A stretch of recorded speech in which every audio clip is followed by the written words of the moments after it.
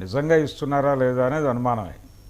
ఎందుకంటే చంద్రబాబు నాయుడు ఎక్కడా కూడా తల ఎగరేయటం కానీ అలాంటిది ఏం లేదు. ఆయన కూడా చాలా పొలైట్గా ఒద్దిగ్గా ఉంటున్నాడు ఆయన. ఈయన ఎంత ఒద్దికగా ఉంటున్నాడో అంతే ఒద్దికగా వాళ్ళు కూడా మాట్లాడుతున్నారు. అలాగే కలుపుకుని వెడుతున్నారు.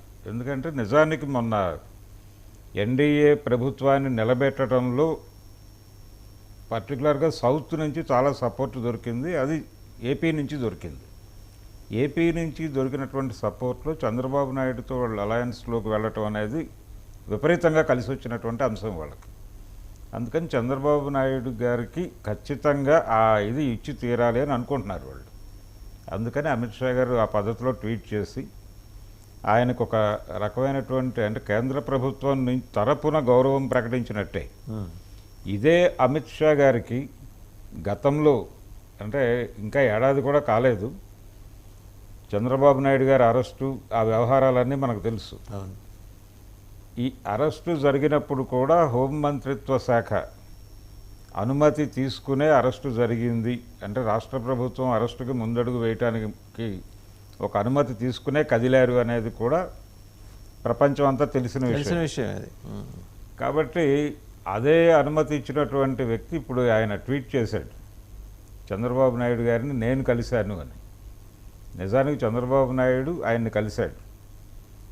విషయం అదైతే ఆయన చాలా పద్ధతిగా ఈయనకి గౌరవం ఇస్తూ అలా చేయటం అనేది కలుపుకుని వెడుతున్నాము, మేమందరం కలిసే ఉన్నాము అనే ఇండికేషన్ ఇచ్చే ప్రయత్నం చేస్తున్నాడు. కానీ చంద్రబాబు నాయుడు గారు ఆయనకున్న ఇబ్బందులు రీత్యా ఆయన కలిసే ప్రయాణిస్తున్నాడు వాళ్ళతో అనివార్యంగా.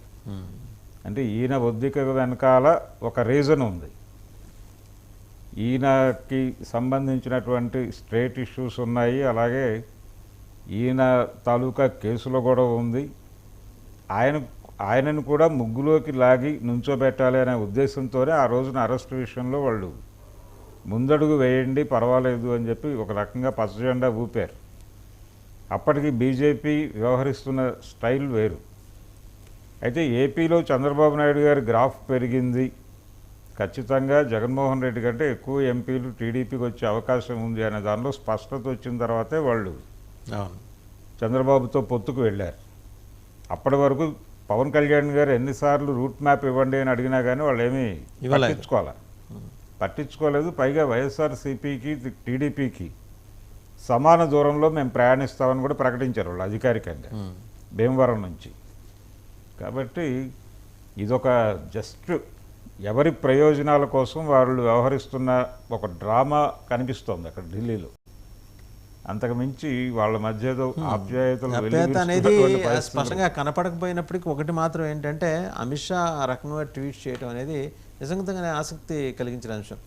జేడీయూ ఆయన నితీష్కు ఇవ్వనంత ప్రాధాన్యం ఈయనకి ఇస్తున్నారు. ఇద్దరు కూడా ఈక్వల్గానే సపోర్ట్ ఇస్తారు. చంద్రబాబు నాయుడు ప్రత్యేకంగా ప్రస్తుతం అంటే వాళ్ళకి సీట్లు 63 సీట్లు తగ్గి ఉన్నటువంటి సందర్భం.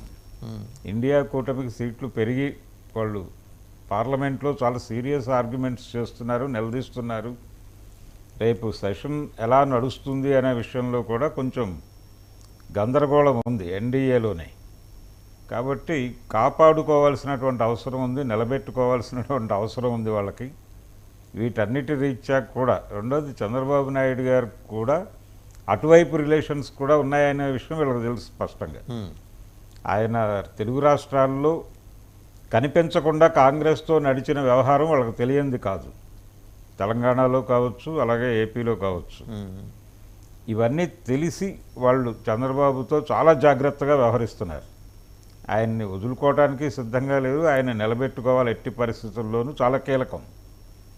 అందుకని ఆ ప్రాధాన్యత ఖచ్చితంగా ఇచ్చి తీరాలి, ఇస్తున్నారు, అనివార్యం. రైట్. ఇక ఈ అంశంతో పాటు రేపు మనం కనుక చూస్తే తెలంగాణ ఆంధ్రప్రదేశ్ ముఖ్యమంత్రుల సమావేశం జరుగుతుంది. సరే, చాలామంది అంటే వాళ్ళంటే కిట్టనోళ్ళు, వాళ్ళిద్దరంటే కిట్టనోళ్ళు అంటే గురు శిష్యులు అని చెప్పేసి, గురు శిష్యులు అయితే అయి ఉండొచ్చు కాక, కానీ ఇప్పుడు ఇది 2 రాష్ట్రాలకి ముఖ్యమంత్రులు వేస్తారు. ఎవరి రాష్ట్ర ప్రయోజనాల గురించి వాళ్ళు మాట్లాడుకోవాలి. బట్ కార్డియల్ రిలేషన్స్ ఆ నేపథ్యంలోనే ఇది జరుగుతుంది. ఏదో సోసో మీటింగ్ కాదు, లంచ్ మీటింగ్ కాదు, ఖచ్చితంగా బ్రంచ్ మీటింగే. పొద్దునుంచి మధ్యాహ్నం దాకా మాట్లాడతారు.